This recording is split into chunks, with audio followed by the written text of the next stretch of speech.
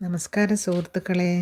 ഇന്ന് നമ്മൾ ജർമ്മനിയിലെ ഒരു ചരിത്ര നഗരമായ ലാഡൻബർഗിലേക്ക് യാത്ര ചെയ്യാണ് കേട്ടോ. ഇവിടെ സ്ഥിതി ചെയ്യുന്നത് എന്താണെന്നറിയോ? ലോക ഓട്ടോമൊബൈൽ ചരിത്രത്തിൽ അതീവ പ്രാധാന്യമുള്ള ഓട്ടോ മ്യൂസിയം ഡോക്ടർ കാൾ ബെൻസിൻ്റെ മ്യൂസിയത്തിലേക്കാണ് ഇന്ന് നമ്മൾ പോകുന്നത് കേട്ടോ. പിന്നെ സ്റ്റുട്ട്ഗാർട്ടിലെ വലിയ മെഴ്സിഡസ് ബെൻസ് മ്യൂസിയം പോലെ ഒരു ഭീമാകാരമായ ഒരു മ്യൂസിയം ഒന്നല്ല കേട്ടോ അത്. എന്നാൽ ലോകത്തിലെ ആദ്യ കാറിൻ്റെ പിതാവായ ഡോക്ടർ കാർൽ ബെൻസിൻ്റെ ജീവിതവും അദ്ദേഹത്തിൻ്റെ കണ്ടുപിടുത്തങ്ങളും അടുത്തറിയാൻ ഏറ്റവും മികച്ച സ്ഥലങ്ങളിൽ ഒന്നാണിത്. ഇതാണ് കേട്ടോ ആദ്യത്തെ വാഹനം. അദ്ദേഹം ഉണ്ടാക്കിയ മുച്ചക്ര വാഹനമാണ് ഈ എൻജിൻ പിടിപ്പിച്ചിട്ടുള്ളത്. അപ്പോൾ അതാണ് നമ്മളിപ്പോൾ കാണുന്നത്. അപ്പോൾ ഈ മ്യൂസിയം പ്രവർത്തിക്കുന്നത് കാൾ ബെൻസിൻ്റെ പഴയ ഫാക്ടറി കെട്ടിടത്തിലാണ്. അവിടെ ഇപ്പോൾ ഒരു മ്യൂസിയം ആക്കിയിരിക്കുകയാണ്.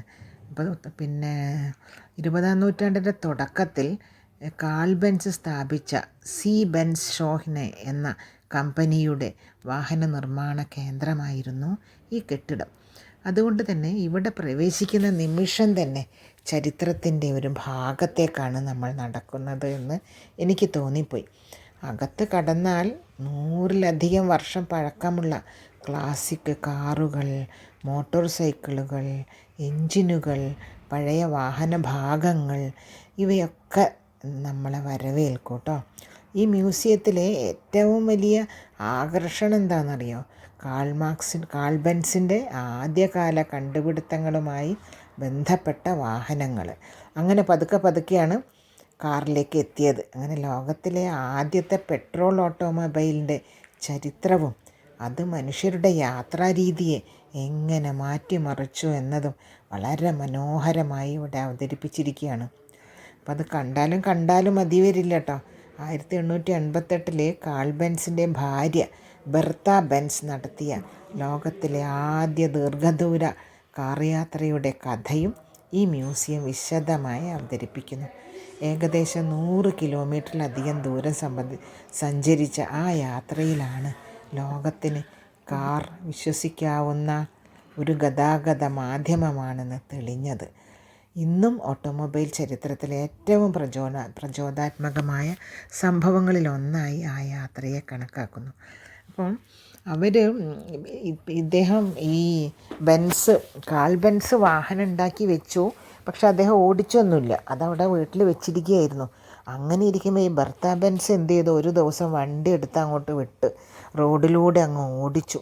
പക്ഷെ അന്നൊന്നും പെട്രോളല്ലല്ലോ, കെമിക്കൽ ഉപയോഗിച്ചിട്ടാണ് അന്ന് അത് ഓടിച്ചിരുന്നത്. അദ്ദേഹം വീടിൻ്റെ ഉള്ളിലൊക്കെ ഓടിച്ച് നോക്കുമായിരുന്നു കാൾ ബെൻസ്, പക്ഷെ പുറത്ത് കൊണ്ടുപോകുന്നില്ല. അപ്പം ഭാര്യയും ഇതുപോലെ ഓടിച്ചു നോക്കുമായിരുന്നു. ഒരു ദിവസം ഭാര്യ അതെടുത്ത് അങ്ങ് പുറത്തേക്ക് പോകും. അങ്ങനെ അവർ പിന്നെ വീസ്ലോച്ച് എന്ന് പറഞ്ഞ ഒരു സ്ഥലത്ത്, ഞങ്ങളിപ്പോൾ താമസിക്കുന്ന റൗണ്ട്ബർഗിൻ്റെ ഒക്കെ അടുത്താണ്, ഹൈഡൽബർഗിൽ തന്നെ അതിൻ്റെ ഒരു വീസ്ലോച്ച് എന്ന് പറഞ്ഞൊരു സ്ഥലത്ത് പിന്നെ അവിടെ കെമിക്കൽ തീർന്നപ്പോൾ അവിടുത്തെ കെമിസ്റ്റിൻ്റെ അടുത്ത് പോയി അവർ ഈ ഇന്ധനം നിറച്ചു എന്ന് പറയുന്ന ആ സ്ഥലത്ത് ഇപ്പോൾ അവിടെ അവരുടെ ഒരു പ്രതിമയും ഒക്കെ ഉണ്ട് കേട്ടോ. അവിടെയും ഞാൻ പോയിട്ടുണ്ട്. പക്ഷേ കഴിഞ്ഞ പ്രാവശ്യം വന്നപ്പോഴാണ് ഞാൻ പോയത്. കഴിഞ്ഞ വർഷമായിരുന്നു അത്.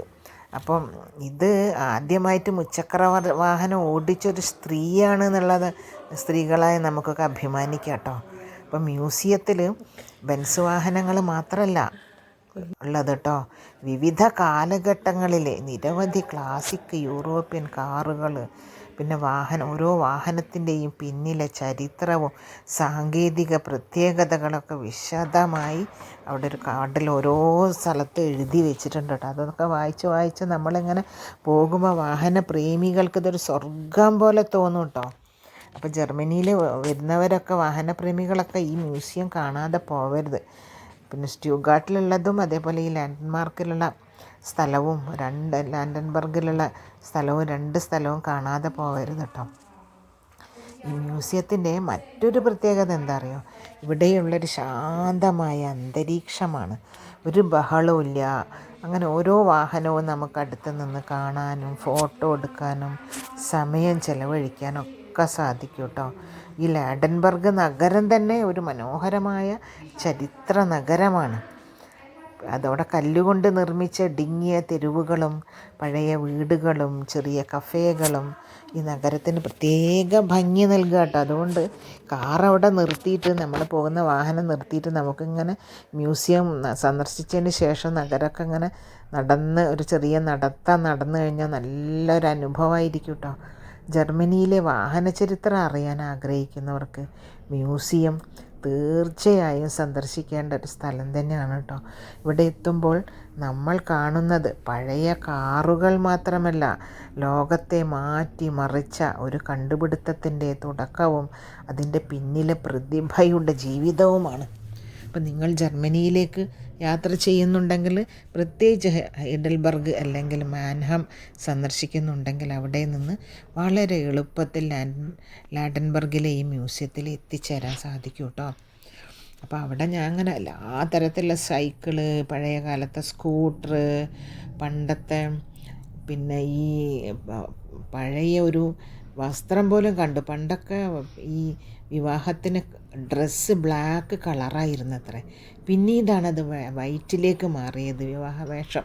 നമ്മളെപ്പോഴും പള്ളികളിലൊക്കെ വെളുത്ത വസ്ത്രം ഇട്ടിട്ടാണല്ലോ സ്ത്രീകളുണ്ടാവുക. അങ്ങനെ പഴയ കാലത്തൊരു ബ്രൈഡിൻ്റെ ഒരു ഡ്രസ്സും കൂടെ അവിടെ ഒരു പ്രദർശനത്തിന് വെച്ച് ഞാൻ കണ്ടു.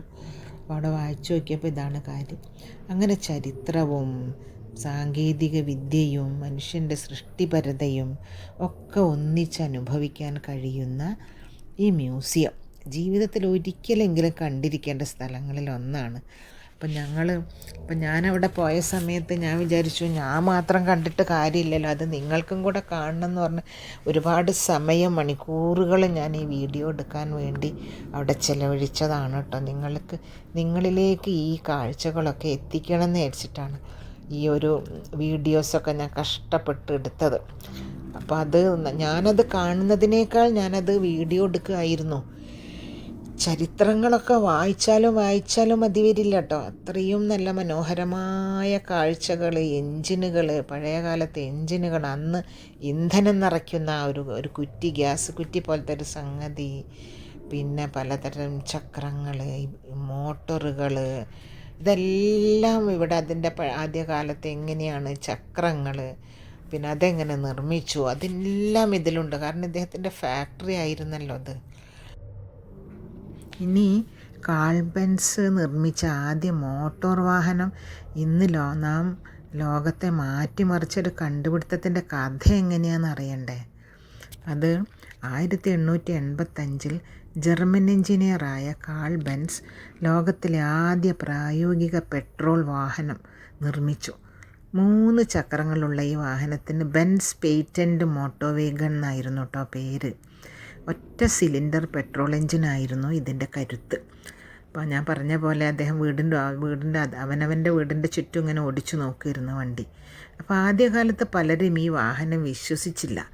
എന്നാൽ 1888 ഞാൻ പറഞ്ഞില്ലേ, ഭാര്യ ബെർത്ത ബെൻസ് ഈ വാഹനം ഓടിച്ചു പോയപ്പോഴാണ് അതിൻ്റെ വിശ്വാസ്യത ലോകത്തിൻ്റെ മുന്നിൽ തെളിയിക്കപ്പെട്ടത്.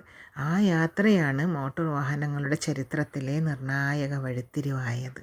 ഇന്ന് നാം കാണുന്ന എല്ലാ ആധുനിക കാറുകളുടെയും തുടക്കക്കാരൻ ആരാണ്? ബെൻസാണ്. ഈ കാൾ ബെൻസാണ്. അപ്പോൾ അത് കാൾ ബെൻസിൻ്റെ ഈ മഹത്തായ കണ്ടുപിടുത്തമാണ് ഇന്നുള്ള പല പല കാറുകളിലേക്ക് നയിച്ചത്. അപ്പം ഈ അദ്ദേഹത്തിൻ്റെ ഒരു ചെറിയ ആശയം ലോകത്തെ മുഴുവൻ മാറ്റിമറിച്ചൊരു ചരിത്രമാണിത് കേട്ടോ. അങ്ങനെ ജർമ്മനിയിലെ